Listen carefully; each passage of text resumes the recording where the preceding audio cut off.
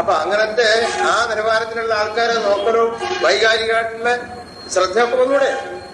അപ്പൊ വൈകാരികമായ ബന്ധം കെട്ടല് ഹറാമായ പെണ്ണായിരുന്നാലും ശരി പാടില്ല, ആ നോട്ടം പാടില്ല. ഇതാ കണക്ക്.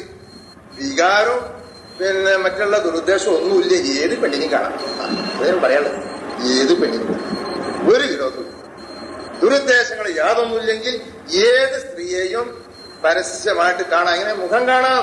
അത് പ്രത്യേകം പറഞ്ഞു. ഒരാ യുവതീന സീനത്തുഹുന്ന ഇല്ലാതെ ഒഴുരത്തിഹിന്ന ഇല്ലാമാഹാരമില്ല. അവരുടെ അലങ്കാരമുള്ള അവയവങ്ങൾ, ശരീര സൗന്ദര്യം അവർ പ്രകടിപ്പിക്കരുത്. ഇല്ലാമാഹാരമില്ല. അതിൽ നിന്ന് സ്വമേധയാ വെളിവായി പോകുന്ന ഭാഗം ഉണ്ടായിരിക്കും. കൈ, മുഖം, കാലിന്റെ അടിഭാഗം, ഇതൊക്കെ സ്വമേധയാ വെളിവായി പോകുന്ന സ്ഥലം. അതിനൊന്നും വിരോധമില്ല. വേറുള്ളതൊക്കെ കൽപ്പിച്ചു കൂട്ടി വെളിവാക്കരുത് എന്നാണ് പറഞ്ഞു. അത് ശരിയാണല്ലോ.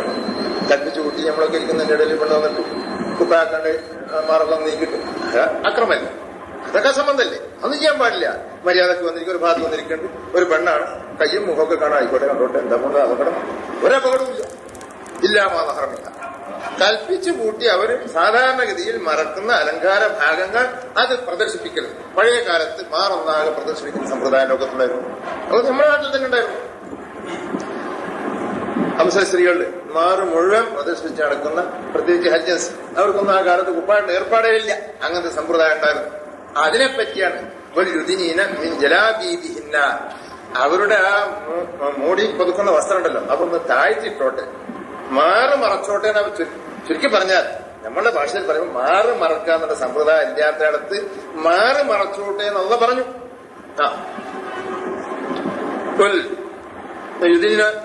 ജലാബീബിഹിന്ന അല്ല ജിയൂബിഹിന്ന, അവരുടെ മാറിന്റെ മേൽക്കുന്ന പ്രത്യേകം തന്നെ പറഞ്ഞു.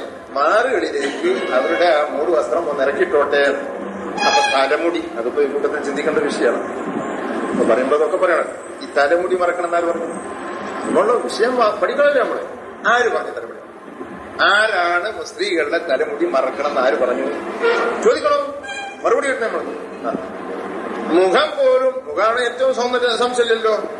അങ്ങനത്തെ ഏറ്റവും സൗന്ദര്യമുള്ള മുഖം പോലും മറക്കാൻ പാടില്ല എന്ന് നബി പഠിപ്പിച്ചു. വരുത്തുള്ളെങ്കിൽ വരുത്തുണ്ട്. ഒരു ദേശത്തേക്ക്, ആ ഒരു ദേശത്ത് കിട്ടിയാൽ മതി, അപ്പൊ എല്ലാ ദേശത്തേക്കും വരും. നബി ഇവിടെ മുസ്ലിമീങ്ങൾക്ക് നടപ്പിലാക്കിയ നിയമമാണെങ്കിൽ അങ്ങനെ ഒരു ദേശത്ത് മുഖം മറക്കാൻ പാടില്ല എന്ന് നബി പഠിപ്പിച്ചു. ഖുർആനിൽ മറക്കണമെന്ന് പറഞ്ഞിട്ടില്ല. അപ്പൊ അവിടെ ഏതായിരുന്നാലും ഹലാലായല്ലോ. എന്നാ മുഖത്തേക്കാൾ ഭംഗിയുള്ളതാണോ ഈ മുടി എന്നുള്ള സാധനം? മുഖത്തേക്കാൾ ഭംഗിയുള്ളതാണ്. ഒരു ഭ്രാന്തല്ലേ മനുഷ്യന്മാര് പറയും. അപ്പൊ മുഖത്തേക്കാൾ ഭംഗിയുള്ളതൊന്നുമല്ല ഈ മുടി എന്നുള്ള സാധനം. അപ്പൊ സ്ത്രീകൾക്ക് മുടി എന്നിട്ടുള്ള ചില വെട്ടുന്നവരുണ്ടായിരിക്കും. വെട്ടുന്നവരുണ്ട്, പാശ്ചാത്യ നാടുകളിൽ പലയിടത്തും വെട്ടുന്നവരും. ഏതായാലും ഈ മുടിമലുള്ള ശൈത്താനൊക്കെ കൂടി കടന്നുകൂടികൾ കൂടാനുണ്ടെങ്കിൽ മുഖത്തന്നെ കടന്നു. അപ്പൊ മുഖമൊക്കെ കാണാൻ മുടി കാണാൻ പാടില്ല. എന്ത് നിയമമാണ് ഇതാര് പറഞ്ഞിട്ടുണ്ടായി? മുഖം കാണാൻ മുടി കാണാൻ പാടില്ല പറയുന്നതിന് വിരോധമില്ല. ആര് പറഞ്ഞു? നമ്മളെ ചോദ്യം, ആര് പറഞ്ഞു? മുഖം കാണാൻ പാടില്ല, മുഖം കാണാൻ മുടി കാണാൻ പാടില്ല എന്ന് ആര് പറഞ്ഞു? അല്ല പറഞ്ഞിട്ട്. അല്ല പറഞ്ഞതിൽ നിന്ന് കിട്ടൂല. ജലാബീബ് ഒന്ന് താഴ്ത്തിടണം. അവരുടെ ആ ചുറ്റിപ്പതുക്കുന്ന സാരി പോലത്തെ വസ്ത്രമാണ് പഴയ കാലത്ത്. അതൊന്ന് താഴ്ത്തിടണം എന്ന് പറഞ്ഞാൽ, നേരക്കിടണം എന്ന് പറഞ്ഞാൽ മുഖം മൂടുന്ന് കിട്ടും. അങ്ങനെ ഈ മുഖം താഴലും തല മുടി താഴലും അത് തവൽ യുദിനീന മിഞ്ചലാബീബിഹിന്നാണ്. അവരുടെ മൂട് വസ്ത്രം ഒന്ന് താഴ്ത്തിട്ടോട്ടെ, മാനത്തുകൾക്കൊന്ന് താഴ്ത്തിട്ടോട്ടെ, പൊസിട്ടോട്ടെ എന്ന് പറഞ്ഞാൽ തലമുറക്കിടുക എന്നല്ല അതിനർത്ഥമൊക്കെ. അങ്ങനെ വേണമെങ്കിൽ അത് വേറെ തന്നെ പറഞ്ഞു. അത് മേൽപോട്ട് ഇട്ടോട്ടെ എന്ന് പറഞ്ഞു. അങ്ങനെ ഖുർആനിലൂടെ പറഞ്ഞു. അവരുടെ ആ മേൽവസ്ത്രം അത് മേൽപോട്ട് ഇട്ടോട്ടെ. അല്ലെങ്കിൽ അള്ളാഹ്ക്കാണ് പറഞ്ഞൂടെ, അള്ളാഹ്ക്ക് ഭാഷ ചെയ്യുന്നില്ലല്ലോ. തല മറച്ചോട്ടെ എന്ന് അള്ളാഹ്ക്കാണ് പറഞ്ഞൂടെ? എവിടെയെങ്കിലും പറഞ്ഞോ? ഇല്ലാമാഹാരമില്ല.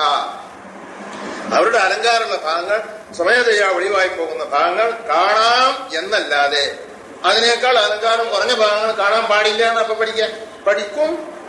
മലവിസർജനം കഴിഞ്ഞാൽ കയ്യും കാലും മുഖം കൂടി കഴുകിക്കൂടി എന്ന് പറഞ്ഞപ്പോ ആ പോയോടത്ത് കഴുകൂല എന്ന് പറഞ്ഞ കൂട്ടരാ. 4 മതം പോയോടത്ത് കഴുകൂല, കയ്യും കാലും കഴുകുന്ന അങ്ങനത്തെ കൂട്ടർക്ക് മുഖം പോലും മറക്കണ്ട എന്ന് പറഞ്ഞാൽ എന്നാ തലമുടി മറക്കണം എന്ന് പറയാം. അവര് വിപരീത ചിന്തിക്കുള്ളൂ. മുഖം പോലും മറക്കണ്ട എന്നതാണ് ഇസ്ലാമിന്റെ നിയമമെങ്കിൽ ആണെന്ന് സമ്മതിച്ചു കഴിഞ്ഞു. മക്കത്തേതായാലും സമ്മതിച്ചു കഴിഞ്ഞു. നമുക്ക് മക്കത്തേതായാലും സമ്മതിച്ചു കഴിഞ്ഞു. മുസ്ലിം സ്ത്രീകളെ മുഖം മറക്കണ്ട എന്ന് സമ്മതിച്ചു കഴിഞ്ഞു. എപ്പോ ഹജ്ജ് ചെയ്യുന്ന വേളയിൽ പോലും വേണ്ടാന്ന് സമ്മതിച്ചു. അത് കിട്ടിയാൽ മതി. അവിടെ നമുക്ക് കിട്ടി. മുഖം മറക്കണ്ടെങ്കിൽ തലമുടി തീരെ മറക്കണ്ട. കാരണം തലമുടി അത്ര വലിയ സൗന്ദര്യമൊന്നും വെച്ചിട്ടില്ല, വെറും മുടി എന്നുള്ള സാധനം നമുക്കറിയില്ലേ. അപ്പൊ മുഖം മറക്കണ്ടെങ്കിൽ തലമുടി മറക്കണ്ട എന്നല്ലാതെ മുഖത്തേക്കാൾ സൗന്ദര്യം കുറഞ്ഞ തലമുടി മറക്കണം എന്ന് അനിയന്ന് കിട്ടും. പിന്നെ ആകർഷണീയമായിട്ട് മറ്റുള്ളവർക്ക് മറ്റേ മാതക സൗന്ദര്യം പറയുന്നുണ്ടല്ലോ, അത്തരത്തിലൊക്കെ പ്രദർശിപ്പിച്ച് മാറും.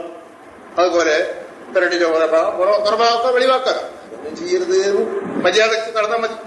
സ്വാഭാവികമായിട്ട് പാടുമ്പോ ചില ഭാഗങ്ങളൊക്കെ സ്വാഭാവികമായിട്ട് ഇല്ലാമാ ലഹറമിൻഹാന, സ്വാഭാവികമായിട്ട് എന്തെങ്കിലും വെളിവായി പോവുകയാണെങ്കിൽ അതിന് വിരോധത്തിൽ കൽപ്പിച്ചു കൂട്ടി വെളിവാക്കരുത് എന്ന്. അപ്പൊ വസ്ത്രധാരണ സമ്പ്രദായം നമ്മളൊന്ന് പഠിക്കും.